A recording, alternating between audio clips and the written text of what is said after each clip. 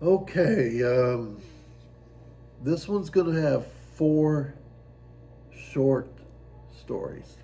The first story is titled Horsing Around. And growing up, I had two brothers, older brothers, and I guess it's just natural to be horsing around, right? I remember wrestling around, and when you wrestle around, I get rug burns, under my arms, kind of like here. You get these really bad burns, they really hurt, they kind of mess you up. So our little horsing around and wrestling around, and so when you rub your elbows across that carpet and stuff, I guess it just kind of heats up and causes these burns. Anyway, one of the things I think we did was inland Indian leg wrestling. You let both lay on the floor and you doing your legs up, and then you try to grab the other leg and pull them over. That was one of the things I think we did. Try to flip each other over. And my brother Johnny, he liked to torment me. He had a couple of ways he would torment me. One of them, he liked to pinch me under my leg. I guess where I don't know. That was his target. It was the back of my leg. It pinched me. It really did hurt. Did not like that at all. Another thing he liked to do to me was put me in a headlock. I guess I would squeal and squeal trying to get out of that headlock. You know, Probably squeal. My mother would help me out, get me out of this mess. Uh, but one of the things I learned about headlock is the best way to get out of a headlock is don't get in one. Don't get in a headlock in the first place. I think another way is to help get out of the headlock is get your chin down into your chest. Helps a little bit, I guess. It's kind of what I remember, but doesn't sound like it would help me that much.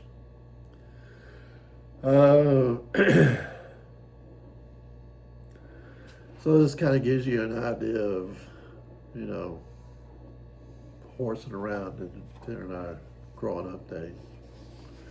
Our second story is called Dating Superman. We're a little bit further up in time. I want to say mid 70s sometime. Anyway, I had a date with a girl named Melinda. It's our first date. But the ending of the date was really the funniest part. I arrived at her house in my 1970 Camaro. Back then, the windows, you had to roll them up with a hand, you just turn the handle and roll it up, and roll it back down and stuff. But somehow or another, while I was rolling up the window, I totally broke the handle completely off. I could no longer roll that window up. I could no longer roll the window down. I just broke it off. So then I walked. I don't know if I was just supercharged because of my date. But anyway, influence of my date, whatever. Anyway, I walked her to the door, and I guess maybe that's when you do the goodnight kiss while you drop them off. Well, in that encounter, right, I knocked the mailbox off the wall, and it come clanging down, making all kinds of noise.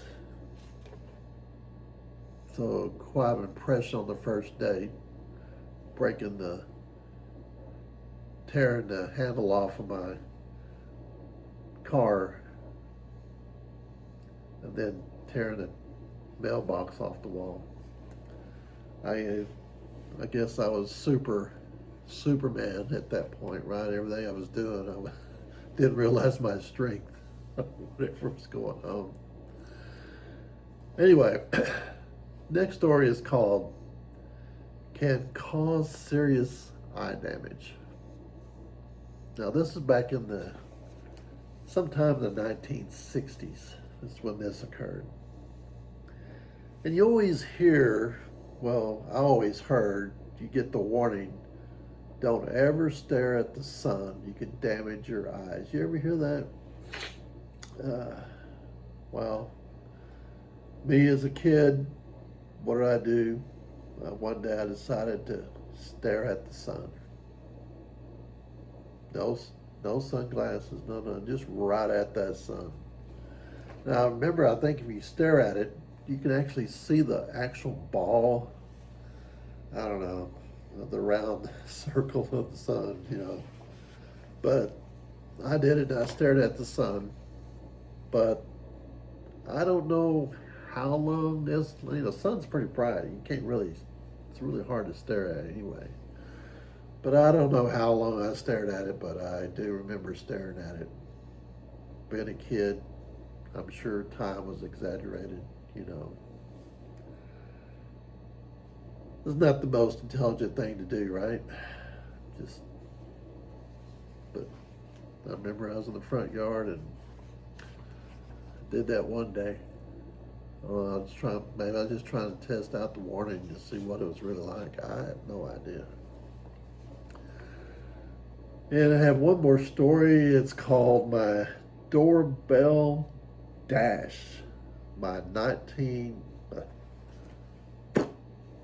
Doorbell Dash.